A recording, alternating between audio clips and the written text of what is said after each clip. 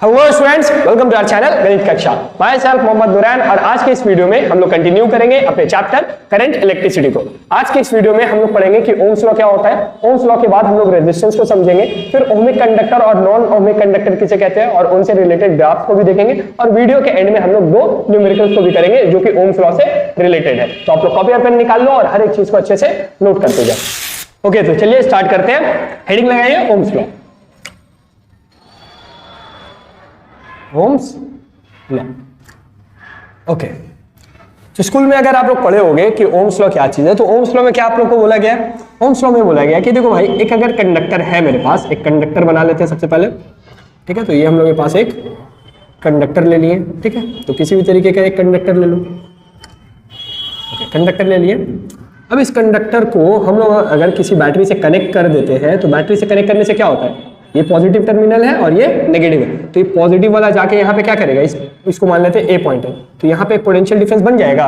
Positive है तो यहाँ पे पोटेंशियल डिफरेंस बनेगा, पोटेंशियल आ जाएगा पॉजिटिव, ठीक है। ये इस पॉइंट बी को अगर फिर हम लोग नेगेटिव से कनेक्ट किए तो यहाँ पे भी एक पोटेंशियल डेवलप होगा, जिसको हम लोग बोलेंगे वीबी। तो वी ए और वी बी ये दो अलग अलग पॉइंट है और इन दोनों के बीच में क्या है? पोटेंशियल डिफरेंस है। कहाँ से मिला ये पोटेंशियल डिफरेंस? एक बैटरी से मिला, ठीक है। तो यहां तक तो कहानी ठीक है कि भाई अगर एक कंडक्टर को बैटरी से कनेक्ट किए तो उसके दोनों एंड के बीच में क्या आ जाएगा? पोटेंशियल डिफरेंस आएगा। और जब भी पोटेंशियल डिफरेंस होता है तो हम लोग क्या पढ़े कि चार्ज क्या करने लगता है? फ्लो करने लगता है। कहां से कहां फ्लो करता है? हायर पोटेंशियल से लोअर पोटेंशियल की तरफ। तो वी ए जो कि हायर पोटेंशियल पे है, वी बी जो कि लोअर पोटेंशियल पे है, तो करंट क्या करेगा? ये करंट बोल रहे, चार्ज क्या करेगा? यहां से यहां फ्लो करेगा और इसी फ्लो ऑफ चार्ज को हम लोग क्या बोल देते हैं? करंट बोलते हैं ना, कि flow of charge is known as electric current. तो यहाँ पे ओम्स लॉ आके बोलता है कि भाई अगर इन दो पॉइंट्स के बीच में पोटेंशियल डिफरेंस को हम लोग बढ़ा देंगे तो करंट का वैल्यू भी क्या होगा? बढ़ जाएगा। और अगर उन्हीं दो पॉइंट्स के बीच में पोटेंशियल डिफरेंस को घटा देंगे तो करंट का वैल्यू भी क्या होगा? घट जाएगा। बस इतना ही ओम्स लॉ है। ओम्स लॉ में क्या बोला गया कि at constant temperature the current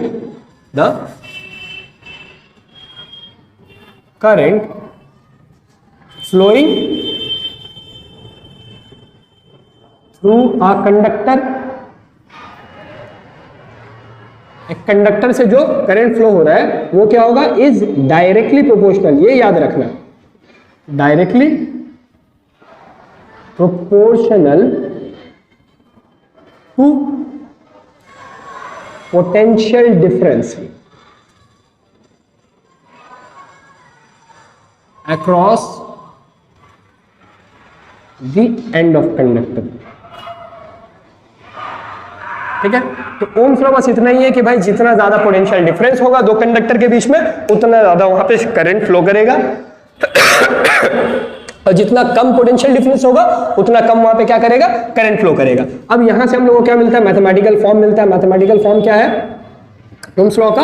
कि V जो है प्रोपोर्शनल है I के। हम लोग इतना ऐसा मैथमेटिकल फॉर्म कितना बार पढ़े हैं ना, बॉयल्स लॉ में, चार्ल्स लॉ में, यही सब तो पढ़ते हैं कि V प्रोपोर्शनल है I के। वहां पे V का मतलब वॉल्यूम होता था और यहाँ पे T हुआ करता था कुछ इस तरीके का, V प्रोपोर्शनल टू T। खैर यहाँ पे V प्रोपोर्शनल टू I है, V is potential difference, I is current, ठीक है। अगर हम लोग प्रोपोर्शनैलिटी हटाते हैं बाबू, तो प्रोपोर्शनैलिटी हटता तो यहाँ पे क्या आता है? एक कांस्टेंट आता है। यहाँ पे हम लोग V इक्वल टू के आई जो बोले हैं, तो हम लोग क्या बोल सकते हैं कि ये जो K है मेरे पास, ये K क्या है?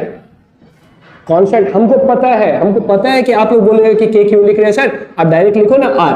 हमको पता है कि आप R बोल रहे होंगे, बट ठीक है, अभी फिलहाल के लिए हम लोग को इतना पता है कि भाई प्रोपोर्शनैलिटी हटता है तो एक कांस्टेंट आता है जिसको फिलहाल हम क्या बोल रहे हैं? K बोल रहे हैं। थोड़ा सा चीज को समझने के लिए हम यहाँ पे R नहीं लिखे, डायरेक्ट R लिख सकते थे, ठीक है। देखो अब यहाँ ये तो हो गया कि V बढ़ाएंगे तो I का वैल्यू बढ़ेगा, V घटाएंगे तो I का वैल्यू घटेगा। ये कांस्टेंट जो K आया है, ये कांस्टेंट क्या चीज कर रहा है? ये कांस्टेंट है क्या? इसका कोई रिलेशन है करंट के साथ या कुछ बस ये ऐसे ही दिया हुआ है? तो इसको समझने के लिए हम लोग को यहाँ पे हम K लिखे हैं, ठीक है। अब इसको समझो, यहाँ पे समझो थोड़ा सा। देखो हम लोग के पास एक्सप्रेशन क्या? V इज इक्वल टू के आई। तो अगर हम इस एक्सप्रेशन में V को क्या कर दे बाबू? कांस्टेंट कर दे। थोड़ा सा समझना, इसको हम अच्छे से बताने का कोशिश कर रहे हैं कि V को अगर हम लोग क्या कर दे? कांस्टेंट कर दे। V को कांस्टेंट करने का मतलब लेट्स से कि V का वैल्यू आप फिक्स कर दो 20 पे, ठीक है। तो यहां पे से जो आपका फॉर्मूला है, फॉर्मूला ऐसे लिख लेते हैं पहले, V इज इक्वल टू के आई V का वैल्यू 20 फिक्स हो गया।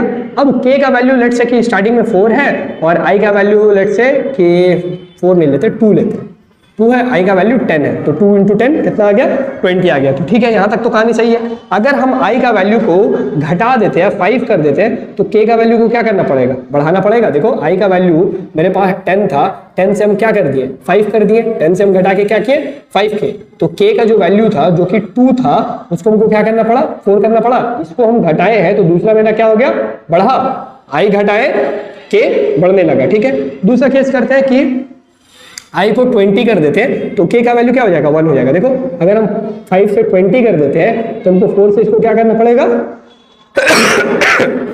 1 करना पड़ेगा। यानी इतना समझ में आ रहा है कि I का वैल्यू अगर इंक्रीज हो रहा है, डिक्रीज हो रहा है, तो K का वैल्यू इंक्रीज हो रहा है, या I का वैल्यू इंक्रीज हो रहा है तो K का वैल्यू डिक्रीज हो रहा है। यानी I और K एक दूसरे का क्या है, अपोजिंग क्वांटिटी है। तो यहां से हम लोग को समझ में आता है कि I और K एक दूसरे का क्या है, अपोजिंग क्वांटिटी है। और इसी को नेक्स्ट लाइन में फिर हम लोग क्या बोलते हैं कि V is equal to I R।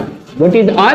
R is resistance which is opposing the current। R क्या कर रहा है, R आपके करंट को क्या कर रहा है, अपोज करने का काम कर रहा है। ठीक है, बात समझ में आ रहा है क्या चीज बोल रहे हैं, कैसे करके अपोज कर रहा है। देख रहे हो ना कि I का वैल्यू अगर डिक्रीज कर रहा है तो K का वैल्यू इंक्रीज हो रहा है, I का वैल्यू इंक्रीज हो रहा है तो K का वैल्यू डिक्रीज हो रहा है। तो ये K जो कांस्टेंट आया, वो कांस्टेंट कोई ऐसा क्वांटिटी है जो करंट को क्या करेगा, हमेशा अपोज करने का कोशिश करेगा, हमेशा उसको रोकने का कोशिश करेगा। तो हम लोग यहाँ से एक न्यू टर्म निकाल के आते हैं जिसको हम लोग क्या बोलते हैं, रेजिस्टेंस। तो अगर एग्जाम में पूछता है कि what do you mean by resistance, या रेजिस्टेंस क्या होता है, तब आपको क्या बोलना है कि it is a property of a, किसका प्रॉपर्टी है, मटेरियल का, बाय विच इट ओपोजेस, ओपोज करता है द फ्लो ऑफ इलेक्ट्रिक, मत लिखो, इलेक्ट्रिक करंट। ठीक है, करेक्ट। तो इतना चीज अभी आप लोग को समझ में आना चाहिए कि ओम्स लॉ क्या है। ओम्स लॉ भाई इतना है कि अगर पोटेंशियल डिफरेंस किसी भी कंडक्टर के अक्रॉस हम लोग इंक्रीज करेंगे तो करंट का वैल्यू उसमें इंक्रीज हो जाएगा, पोटेंशियल डिफरेंस का वैल्यू घटा देंगे तो करंट का वैल्यू भी क्या होगा, घट जाएगा। और इन दोनों के बीच में एक और क्वांटिटी आता है जिसको हम लोग क्या बोलते हैं, रेजिस्टेंस बोलते हैं। और रेजिस्टेंस कैसा क्वांटिटी है, एक प्रॉपर्टी ऑफ अ मटेरियल है, मटेरियल का खुद का प्रॉपर्टी होता है। यानी अगर ये मटेरियल हम बना दिए तो इसका अपना खुद का एक प्रॉपर्टी होगा जिससे ये क्या करेगा, करंट को अपने अंदर से फ्लो होने से रोकेगा। बात समझ में आ रहा है, रेजिस्टेंस इस मटेरियल का अपना खुद का प्रॉपर्टी है। अच्छा, एक पॉइंट नोट में लिखना, बहुत किसी को ऐसा लगता है कि भाई हम लोग यहाँ पे, अच्छा जब हम बताएं कि I का वैल्यू हम लोग बढ़ा रहे थे तो K का वैल्यू क्या हो रहा था, घट रहा था। ये हम समझाने के लिए बताएं, ठीक है, ये चीज हम समझाने के लिए बताएं। हमेशा याद रखना कि रेजिस्टेंस जो होता है, do not depend upon potential difference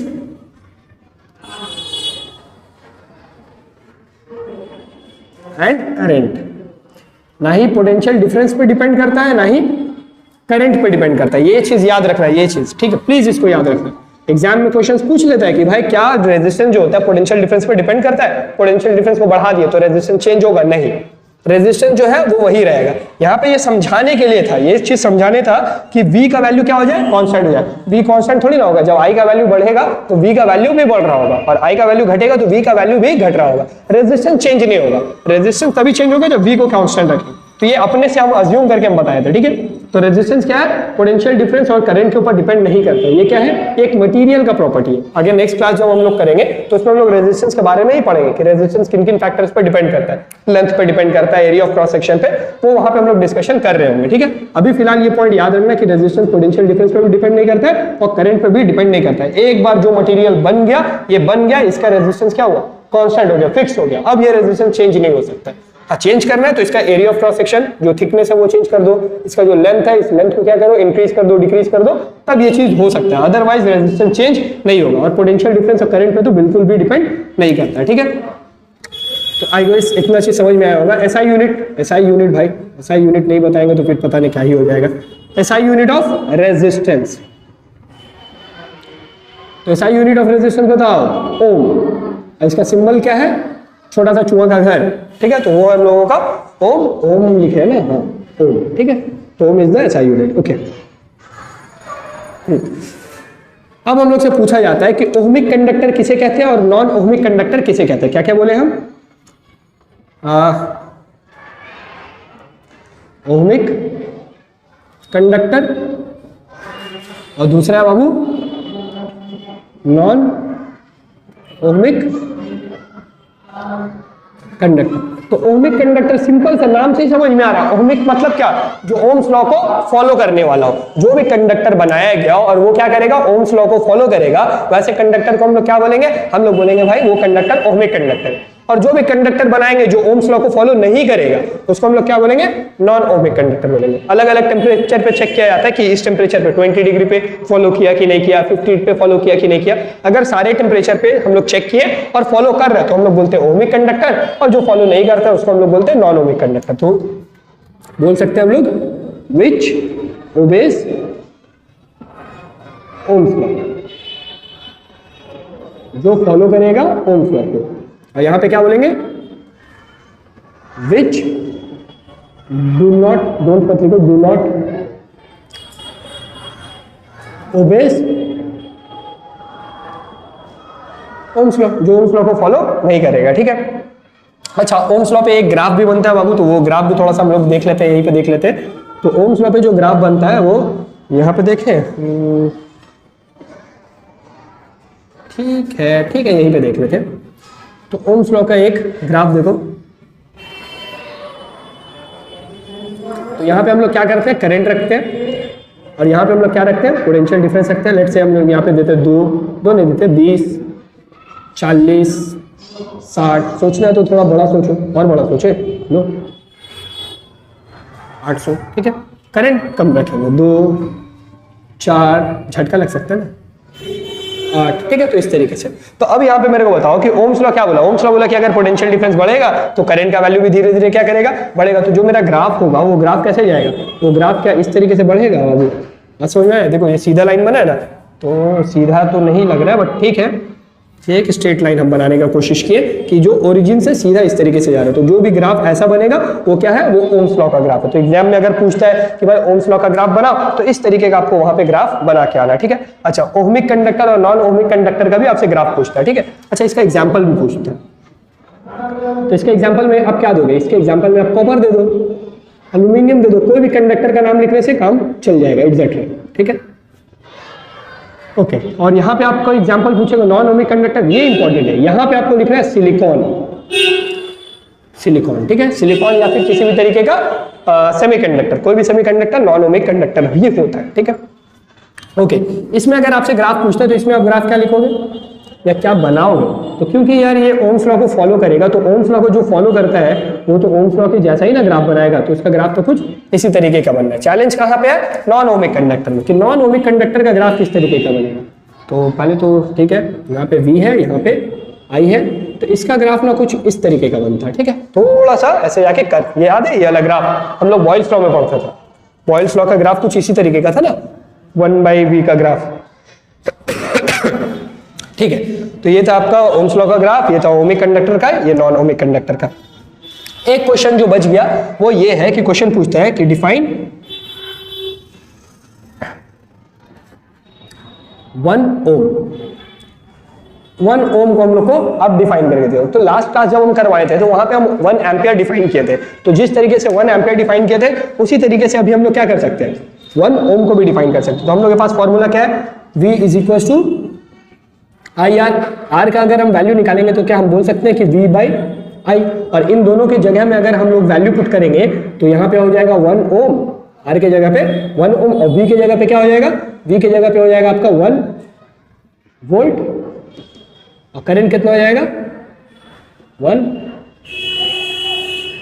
तो हम लोग इसके क्या बोलेंगे? हम लोग बोलेंगे कि भाई अगर किसी कंडक्टर के अक्रॉस पोटेंशियल डिफरेंस 1 वोल्ट है और उसके अंदर से कितना करंट जा रहा है? 1 एम्पियर का करंट जा रहा है, तब जो रेजिस्टेंस आएगा वो कितना आएगा? 1 ओम आएगा। तो हम लोग यही चीज यहाँ पे बोलेंगे, ठीक है, कि इफ लिखे हैं, इफ 1 एम्पियर करंट flows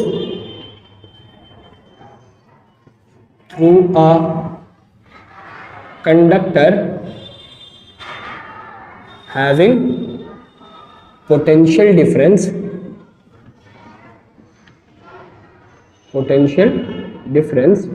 कितना, थोड़ा सा writing, 1 volt, then the resistance of a conductor is said to be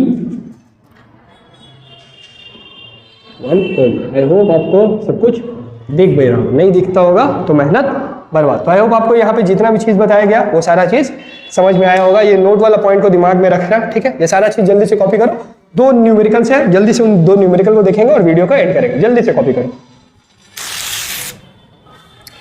okay, तो आई होप अब तक आप लोगों को हर एक चीज अच्छे से समझ में आया होगा। ये 2 न्यूमेरिकल्स है, तो आइए इन 2 न्यूमेरिकल्स को देखते हैं। सबसे पहला न्यूमेरिकल देखो, इसमें क्या बोल रहा है कि 20 वोल्ट ऑफ पोटेंशियल डिफरेंस है अक्रॉस अ कंडक्टर। एक कंडक्टर के अक्रॉस 20 वोल्ट का पोटेंशियल डिफरेंस है जो कि मेंटेन कर रहा है करंट कितना, 0.2 एम्पियर। और फिर बोल रहा है हाउ मच पोटेंशियल डिफरेंस, कितना पोटेंशियल डिफरेंस होगा या रिक्वायर्ड होगा कि हम मेंटेन कर पाए कितना करंट, 250 मिली एम्पियर। ये मेगा एम्पियर नहीं है, ये मिली एम्पियर है, ठीक है, मिली एम्पियर सेम कंडक्टर में, उसी कंडक्टर में। तो ये 2 केसेस का क्वेश्चन है, ठीक है, केस 1 और केस 2 करके। तो यहाँ पे हम लोग क्या करेंगे, सॉल्यूशन बोलेंगे और सॉल्यूशन में हम बोलेंगे केस 1 और बोलेंगे केस 2। केस 1 में पोटेंशियल डिफरेंस पता है बाबू कितना है, 20 वोल्ट, और केस 1 में करंट कितना है, आई, वो है 0.2। तो देखो 0.2 लिखो या फिर हम लोग इसको 2/10 लिख लेंगे, चलेगा। अच्छा, अभी 0.2 रहने दो यार, 0.2 एम्पियर, ठीक है। यहां से हम लोग क्या लगा सकते हैं, हम लोग बोल सकते हैं V is equal to I R. मेरे को V पता है, I पता है, R नहीं पता है, तो हम लोग पहले R निकाल लेंगे, ठीक है। तो V कितना है 20, I का वैल्यू कितना है 0.2, तो 0.2 इंटू R नहीं पता, पॉइंट हटाएंगे, अब यहाँ पे 10 आएगा, ठीक है। आपको काटना है, यहाँ पे काट दो, 2 1 2 5, यहाँ से इसको लिखोगे तो ये आ जाएगा 20 is equal to R by 5 इधर मल्टीप्लाई हो जाएगा, 5 20 से कितना हो जाता है 100। तो आपके पास जो रेजिस्टेंस का वैल्यू आएगा वो कितना आएगा, 100 ओम आएगा, ठीक है। अब आते हैं हम लोग केस 2 में। क्या वही कंडक्टर है, तो बोल दिया क्वेश्चन में कि सेम कंडक्टर है। देखो कंडक्टर अगर बोलते हैं ना कि चेंज होता है, या वायर चेंज हो गया, कंडक्टर चेंज हो गया, तो जो रेजिस्टेंस का वैल्यू है वो क्या होता है, चेंज हो जाता है। लेकिन अगर आपको कंडक्टर सेम बोल दिया या वायर सेम बोल दिया, तब आपको दिमाग में रखना है कि रेजिस्टेंस क्या है, सेम है। तो सेकेंड केस में मेरे को क्या दिया, करंट का वैल्यू दिया, पोटेंशियल डिफरेंस तो क्वेश्चन मार्क है निकालना है, और करंट का वैल्यू कितना दिया हुआ, 250 मिली एम्पियर। अब इस मिली वाले का झमेला को अभी यहां खत्म करते हुए चलते हैं। मिली का मतलब होता है 10 का पावर -3, ठीक है। और हम बोलते हैं कि 10 का पावर -3 लिखने से अच्छा है, अगर आपको कभी भी इस तरीके से मिली एम्पियर है तो मिली को हटाए, तो नीचे में क्या करना, 10 के पावर 1000 यानी 3 से डिवाइड कर देना, ठीक है। -3 नीचे आएगा, कटेगा ही, यहाँ पे काटना है काट दो, या फिर हम लोग एक ही बार वहां पे कट कर लेंगे, ठीक है। आई का वैल्यू पता है। अच्छा, नाउ अगेन हमको क्या पता है formula, V is equal to I R. तो V का वैल्यू तो इस बार नहीं पता, I का वैल्यू कितना है 250/1000, और R का वैल्यू कितना है, R का वैल्यू देखो यहाँ हम लोग निकाले कितना 100, ठीक है। तो 1 0 1 0 2 0 2 0 3 0 3 0, तो यहाँ से V कितना निकल के आया बाबू, V निकल के आया 25, और यूनिट बढ़ा देंगे पोटेंशियल डिफरेंस का, ठीक है। तो अब आपको समझ में लग रहा होगा कि भाई हम लोग एग्जाम में कैसे करके समझेंगे कि ये ओम्स लॉ के फॉर्मूला पे है। तो देखो ना भाई, ओम्स लॉ पे क्या है, ओम्स लॉ में आपको V दिया हुआ होगा, I दिया हुआ होगा और R दिया होगा।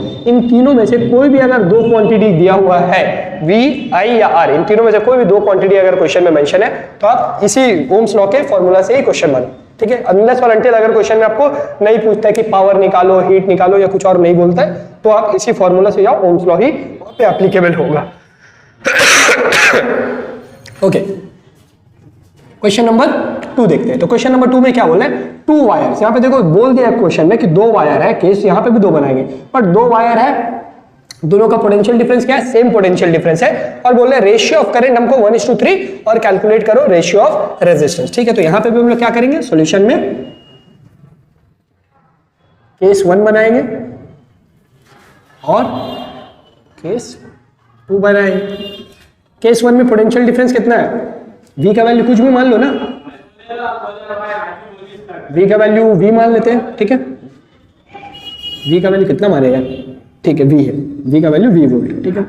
और करंट नहीं पता, रेजिस्टेंस नहीं पता, करंट का वैल्यू पता है, करंट का वैल्यू रेशियो दिया हुआ है, ठीक है। अभी करंट का वैल्यू पाएंगे, रेजिस्टेंस नहीं पता, क्वेश्चन मार्क निकालना है, ठीक है। और रेजिस्टेंस नहीं निकालना है, रेशियो निकालना है। यहाँ पे v कितना ले लेंगे, v वोल्ट ले लेते हैं। करंट का वैल्यू कितना होगा, i2, ये तो सेकंड केस है ना, तो i2 कितना होगा नहीं पता, अभी फिलहाल नहीं पता। और r2 कितना होगा बाबू, r2 आपका यहाँ पे r1 कितना है नहीं पता है, तो r2 भी आपको नहीं पता, ये भी तो निकालना है, ठीक है। i1 और i2 का दोनों को मेरे को क्या गिवन है, क्वेश्चन में रेशियो गिवन है। और हम बोले हुए हैं कि रेशियो कभी भी रियल वैल्यूज नहीं होता, तो जब भी आपको रेशियो गिवन हो तो आप क्या कर लो, लेट कर लो। तो यहाँ पे 1 और 3 है, तो आप इसको क्या करोगे, इसका लिए 1 लेट कर लोगे और इसके लिए 3 लेट कर लोगे। तो इसके लिए 1x और इसके लिए 3x हो गया। अब आप दोनों जगह से निकाल लो, तो v इज इक्वल टू क्या हो जाएगा, i1 r1, और यहाँ से भी v इज इक्वल टू क्या हो जाएगा, i2 r2, ठीक है। अब क्योंकि क्वेश्चन में बोल दिया है कि भाई दोनों का जो पोटेंशियल डिफरेंस है, यहाँ पे देखो पोटेंशियल डिफरेंस क्या है, सेम है, तो यहाँ पे जो v आया है i1 r1 और यहाँ पे जो v आया है i2 r2, ये दोनों ही क्या होगा, इक्वल होगा। तो हम लोग यहाँ से बोल सकते हैं कि i1 r1 is equal to i2 r2। और मेरे को क्या निकालना है, मेरे को निकालना है ratio of resistance, ratio of resistance यानी r1 इज टू r2, और इसी चीज को हम लिख सकते हैं r1 बाय r2। तो हम r1 बाय r2 निकालने की कोशिश करेंगे, तो ये r2 को नीचे ले लेंगे, r1 के r1 बाय r2, r2 नीचे आ गया r1 के, और ये i1 कहाँ चले जाएगा, उधर चला जाएगा। इस चीज को थोड़ा सा समझो, देखो हम क्या किए, r1 है और इस r2 को नीचे लाए, तो r1 बाय r2 हो गया, और ये i1 इसके नीचे गया तो i2 बाय i1 हो गया। अब वैल्यूज पुट कर दो जो जो आपको पता है,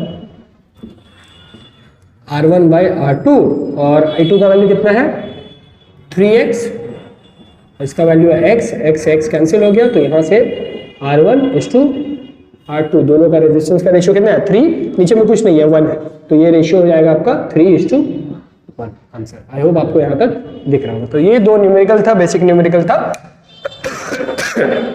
ओके, तो आप लोग को डिस्क्रिप्शन में नोट्स मिल रहा होगा, और 2-3 क्वेश्चंस है, ये जो 1-2 क्वेश्चन दिए, इन 2 क्वेश्चंस को भी आप लोग एक बार ट्राई करो, देखो आपका आंसर क्या चीज आ रहा है। तब तक के लिए पढ़ाई लिखाई करते रहो। All the very best.